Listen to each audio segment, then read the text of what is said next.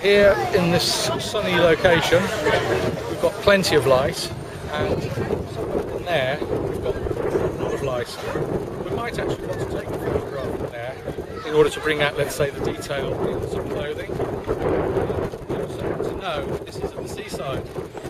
So if we look at this old thing here, this does what a digital camera does inside, and just like the old school camera that I brought out the other day, what we can do with this is we can measure the amount of light falling on me.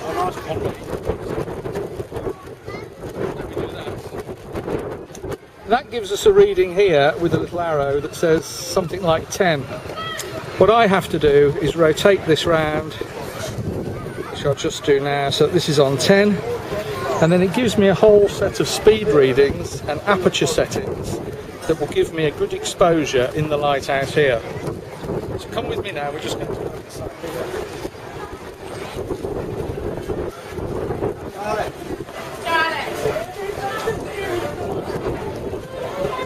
And what we're going to do is we're going to measure the light in here as well. Now the further in I go, the less light I've got. So let's just come down here for a second. Take a photo, a measurement of the light. And here you can see we're down to 5.5. So I'll put the arrow around to the 5.5, and that gives me the settings for in here. Obviously, if we want that to come out at the same level as this, we have to have a setting on here where what's in here matches what's out there, and that's what you do as a professional photographer. We need extra light in here, and the way we would do that is with a flash. Okay, you put that on top of your camera and you fill in the light that you're needing inside here to match what's outside. Now the flash works on your aperture settings, it doesn't work on your speed. So from your two readings, you find an aperture that matches the two, and then you set it on the front of your camera. And what you have to do is make sure that the speed that you have on here also matches your flash setting as well.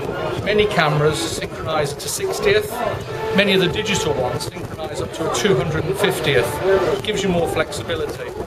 But this camera and the old school measurement device just help you see what goes on inside one of the digital things where you have the screen on the back.